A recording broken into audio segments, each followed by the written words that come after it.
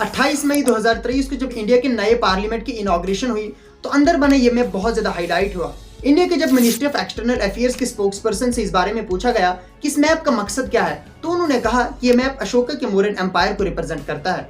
ये बात कई हद तक सही भी हो सकती है, लेकिन दूसरी तरफ से लोग इसको अखंड भारत कहते हैं। क्या अखंड भारत एक रियलिटी है? आखिर ये मैप किस चीज को रिप्रेजेंट करता है? और इतने सारे देशों को एक साथ सिंगल नेशन बनाना क्या पॉसिबल है? और क्या अखंड भारत में मुस्लिम्स की पॉपुलेशन हिंदू से ज्यादा होगी? आपके इन सारे सवालों का जवाब जरूर मिलेगा। चैनल पर नए हो तो चैनल को सब्सक्राइब जरूर करना। एक वीडियो बनाने के लिए बहुत ज्यादा मेहनत लगती है और आप सब्सक्राइब तो कर ही सकते हो, प्लीज सब्सक्राइब करके जाना। दोस्तों, अखंड भारत एक ऐसा कंसेप्ट है जिसका मकसद प्रेजेंट डे के इंडिया, पाकिस्तान, अफगानिस्तान, म्यांमार, बांग्लादेश, श्रीलंका, मालदीव और नेपाल जैसी कंट्रीज को मिलाकर एक सिंगल नेशन बनाना है, जिसका नाम ग्रेटर इंडिया यानी अखंड भारत होगा। अखंड का मतलब अनडिवाइडेड और इंडिया का मतलब भारत। सो अखंड भारत का मतलब अनडिवाइडेड इंडिया है। अखंड भारत की ओरिजिनलिटी क्या है, इसको समझने के लिए हमें पास्ट में जाना होगा। ये बात है 30 जनवरी 1948 की, जब नथुराम गोडसे और नारायण आप्टे अपने बनाए हुए प्लान के साथ गांधी जी को गोलियां मारकर मर्डर करते हैं। नथुराम गोडसे और नारायण आप्टे का ट्रायल होता है एंड देन इन दोनों को फांसी की सजा दी जाती है।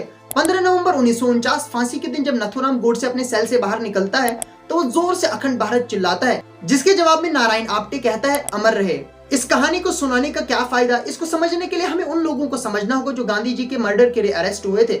नथुराम गोडसे और नारायण आप्टे के अलावा 7 लोगों को और गांधी जी के मर्डर के लिए अरेस्ट किया गया था, जिनमें से एक थे विनायक दामोदर सावरकर। और अखंड भारत की सोच नथुराम गोडसे और नारायण आप्टे को विनायक दामोदर सावरकर ने दी थी। विनायक दामोदर सावरकर पहले ऐसे शख्स थे जिन्होंने अखंड भारत के बारे में बात की थी। 1937 में जब विनायक दामोदर हिंदू महासभा के लीडर थे और हिंदू महासभा के 19 सेशन में अहमदाबाद में विनायक दामोदर सावरकर ने कहा कि कश्मीर से लेकर रामेश्वर तक और सिंध से लेकर आसाम तक अखंड भारत है। और सावरकर ने कहा कि हर वो शख्स जो इंद्र से लेकर समंदर तक और हिमालय से नीचे रहता है वो असल में हिंदू होली लैंड का हिस्सा है। मजीद उनका कहना था कि हर वो शख्स जिसकी इंडियन नेशन के साथ अनडिवाइडेड लॉयल्टी और एलिगेंस रहता है उसको परफेक्ट इक्वालिटी के साथ ट्रीट किया जाएगा और कास्ट रिलीजन को छोड़कर सारे equally common duties and obligations को शेयर करेंगे। सावरकर के अकॉर्डिंग अखंड भारत एक जियोपॉलिटिकल एंटिटी थी और ये इंडियन पार्लियामेंट के राइट विंग का ऐसा ख्वाब है जिसे वो एक रियलिटी बनाना चाहते हैं। और हिंदू ऑर्गेनाइजेशन जैसे आरएसएस और हिंदू महासभा का ये सपना है कि अखंड भारत एक रियलिटी बने। अखंड भारत एक ऐसा कंसेप्ट है जो न पाकिस्तान, म्यांमार, बांग्लादेश, श्रीलंका और अखंड भारत में आने वाली कंट्रीज को मानता है। इसका अंदाजा आप एमएस गुलबर्गर की स्टेटमेंट से लगा सकते हैं। एमएस गुलबर्गर का कहना था कि पाकिस्तान एक गैर यकीनी कंट्री है और हमें इंडिया और पाकिस्तान को यूनाइट करना चाहिए।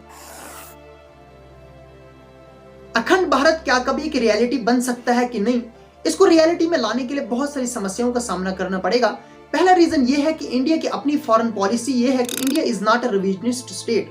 रिविजनिस्ट स्टेट वो स्टेट होती है जो अपने बॉर्डर्स को बदलना चाहती है। फॉर एग्जांपल, रशिया ने यूक्रेन पर इन्वेड किया और रशिया यूक्रेन पर इन्वेड करने के बाद वहां पर कब्जा करेगी और अपने बॉर्डर्स को एक्सटेंड करेगी।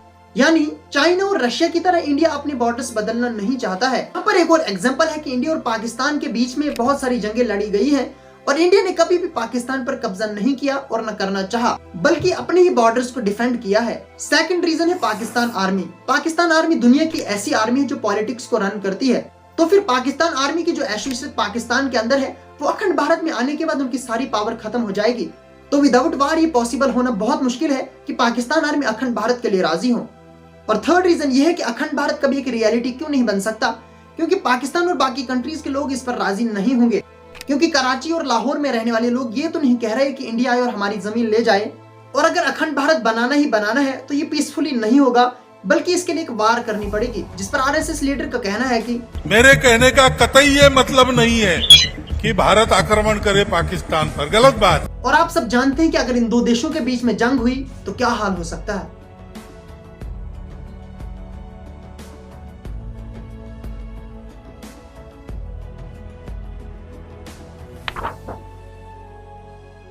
अखंड भारत मींस हिंदू राष्ट्र। और क्या अखंड भारत एक हिंदू राष्ट्र बन सकता है?